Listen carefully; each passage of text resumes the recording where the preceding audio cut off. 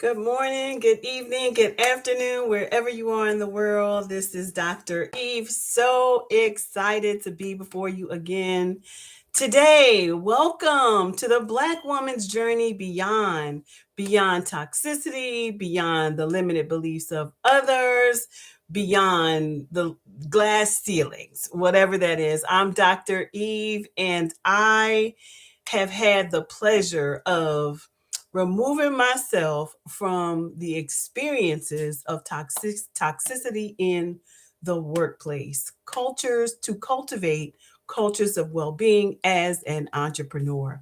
So excited that you are here with me today. Please excuse my fire alarm battery plus was all out of the batteries that we needed to fix this. So please forgive me for the sound in the background.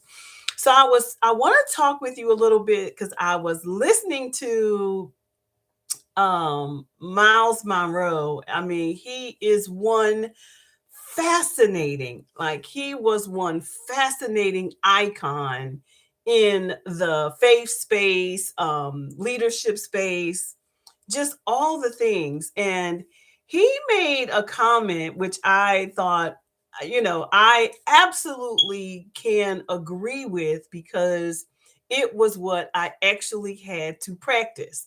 So he made the statement that your job, your 9 to 5, is what pays you. Your work is what you're born to do, and that starts after 5. So I want to talk a little bit about that because that was actually the process that I had to take in order to transition into entrepreneurship. I had to do some foundational work. I had to deal with the transformational language of my CV and my resume. I had to, do the social proof work on social media. Like I am, if you type my name in, I'm Googleable, right? So when he said that, I realized what a gem and what a fact. So I'm going to talk to you a little bit about what that looked like on my journey and transition and decision to leave the toxic workplace. Now, I want you to be mindful that I am not pro tear an institution down in terms of our workforce because we need our workforce, right? We need our nurses, we need our doctors, we need the workforce. But clearly, everybody's not called to be an entrepreneur either. But I was called to be an entrepreneur. And so, what did that? And so, leaving the toxic workplace was important because my hands were tied behind my back. I literally had just gotten 4 degrees. I got comments like, you know, you didn't need that degree to work here. So why are you getting that PhD again? Or your doctor can work for you or against you, stuff like that. Like, and the people who are saying these things are the people who don't have one. So I could only take that as wow, like wow. And so it became extremely stressful for me to be there walking into a place that did not value me, that did not value me enough to transition me to leadership because I was definitely leadership quality. Why would I say that about myself? And I didn't need anyone to stroke my back about that because here's what a leader will do. A leader is going to come into an institution that where they desire to work, and they are going to do things like read the mission, vision, and values. They're going to do things like understand your strategies of distinction. They're going to do things like look at what your 10-year plan is. Why? Because they want to be a good steward. They want to be a good steward in the place where they are called to work. Why? When you adopt a vision, mission, vision, and values of an institution, what you're essentially saying is, I have to make this place better than it was before I came here. So I was on a mission when I came to that organization to really do a good job. And then, I didn't want to be anywhere where um I couldn't, grow, or see myself. And I knew that when I came in at an entry point. And so, which means that I knew there was so much opportunity for me to grow as I was gaining the knowledge I needed for the industry I knew this institution was going to need. And that was telehealth. So, as a person who is building online and offline communities using mobile applications. I was all positioning myself to be an asset, right?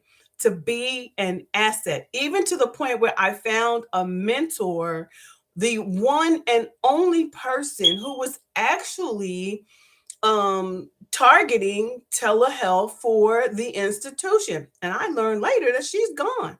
So, like, when you look back, or when I look back over 2020 and 21, 2, 3, and I realized what happened with the pandemic and how all the systems were broken and all of these things, that just led me like, wow, no one was prepared, but I was prepared. I was prepared, but not respected. So I want to talk to you a little bit about what I started to doing when I realized, hey, this just not going to work. This just not going to work. So what can I start to do to prepare myself? Well, like I said, Miles Monroe said, your job is the thing that pays you, but your work is the thing you're born to do. So let's talk about what it looks like after 5.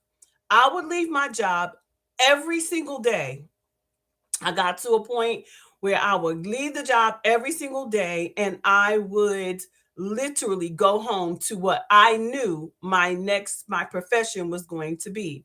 Now, mind you, lunch times, snack times, break times, I used all of those times to develop my social proof. I would go online, I would broadcast, I would walk and exercise, and I would talk about who I am, right? The work, my contributions to the world, right? My service industry. I began to build up my authority in the social media sphere, so that when it was time for me, that I wouldn't be new to this. I would be true to this.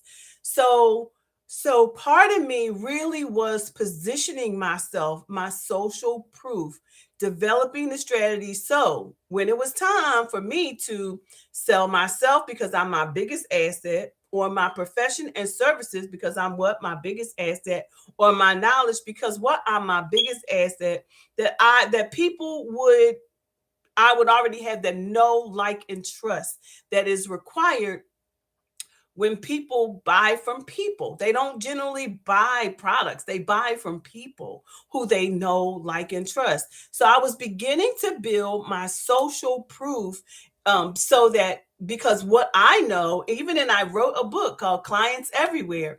Will your name, will clients everywhere, will your name, what was it called? Clients everywhere, where will your name be remembered? Clients everywhere, will your name be remembered? I think that was the title of the ebook. Anyway, I'm getting ready to relaunch that and call it something else. I got an idea of what I want to call it, but I'm about to relaunch that because I think that this is critical. What he said was actually fact.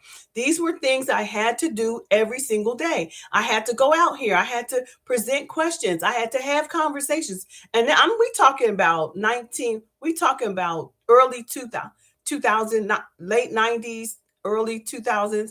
I was in the space already. I mean, I've been doing this in this internet space since 1990, because what tech in practice was my thing. Like, how are we using technology in practice? Which is why I chose my dissertation to begin to look at where are we. Like, my program, Hyper Innovation Program, is really all about how far we've come with technology, right? But more importantly, how are we using it? So I began to look at how we're using technology, having conversations around technology, having conversations about the mediums of technology, what they were currently doing, how they were operating in service, all the things. I just began to have these conversations. So in the development of your, if you agree, and I know many of you are, so many of you out there, so many of you beautiful women out there who, this is your story too. This is your story too. But what we do not have to do is we do not have to waste another moment, because here's what I have going on right now. 20 bids looking at me in state contracts.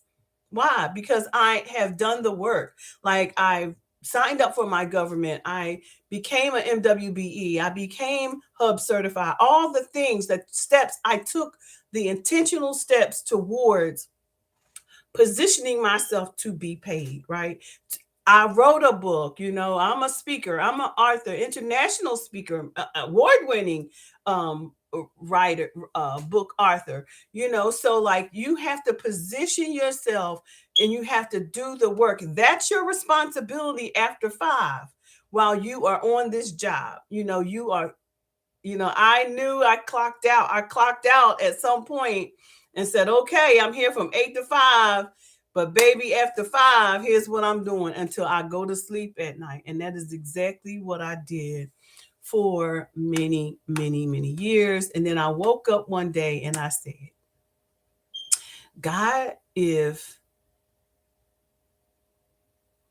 you give me one more sign, because I done had 168 of them called rejected jobs. If you give me one more sign, I'm gonna know it was you, and I'm gonna do what I need to do, because I couldn't be afraid. Sometimes we get so comfortable with being in a place that we are afraid to leave. But what I realized was that this situation was not going to change. This was just not the place for me, because I am a community person. My strengths are activating community, community connector, maximizing resources, influencing people, and helping people with confidence, right? That's my strength. That's my strength zone. So there was no way that I was going to be able to stay there because it wasn't a good fit. That is the important thing about knowing what your strengths are, because you will know really quickly. You are all probably already thinking, like, this is probably why I feel the way I do. This is why in our program, we always start with strengths. We always start with the strength zone so we can help people to find a pathway where they are most likely to be successful. As a service leader with a servant's heart, I knew that I had a lot to offer. I was a program designer, a nonprofiter. I knew I had some amazing skills. I was a problem solver, a researcher, even when I didn't know I was a researcher, right? Doing needs assessment in my community, knew where to find the information. God orders, He will order your steps. When you were born, you were born to solve a problem. Do you believe that for yourself? You were born to solve a problem. So I'm Dr. Eve, everybody, and I'm not going to stay here very long, but I do have opportunities for you to grab a discovery. So what happened as a result of me getting on that mission, from 5 to whatever time I fell asleep? I became an author, a speaker, a consultant, a coach, um, group coaching, you name it, the litany of real estate landowner, real estate owner, philanthropist, investor. I became all these things because I let go of a very toxic situation. I took authority over my calling, what God born me for. Like, we are all born to lead, right? We're all born to lead from the place of our authority. So this is Dr. Eve, everybody. If this interests you, thank you. Please subscribe to my channel as I come and share more and more information with you as we walk through what it looks like to transition off of, from toxic places, because that's not God. He didn't set us up for that, y'all.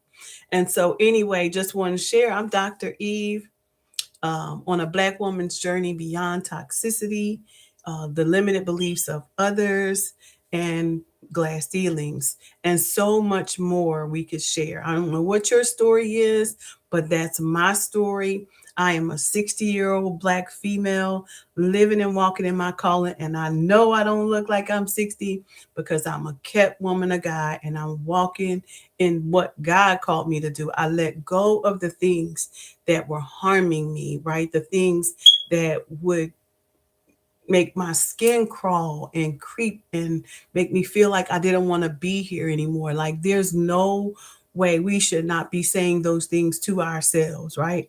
But there are these things that are happening in the earth. There are people who are working in these institutions, because I don't blame the institution, I blame the culture, right? Which is why my work has become so important to me.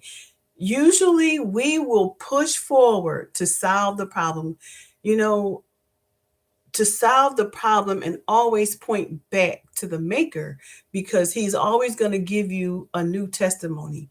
And he's given me, every time there a problem arises, he gives me a new testimony. Why? Because he called me to solve it. So I've solved this problem of toxicity. I've solved this problem of addressing workplace violence, right? So I am an advocate for the Bill of Rights, Workers' Bill of Rights. I'm an advocate for women's rights. I'm an advocate for, cultures of well-being, and activating those cultures of well-being, whether at work, school, community, or play. So again, please subscribe to my channel. I am Dr. Eve, on a Black woman's journey beyond. Peace and blessings, everyone. May you have the most amazing day. And whatever you do, don't let anyone get in the way.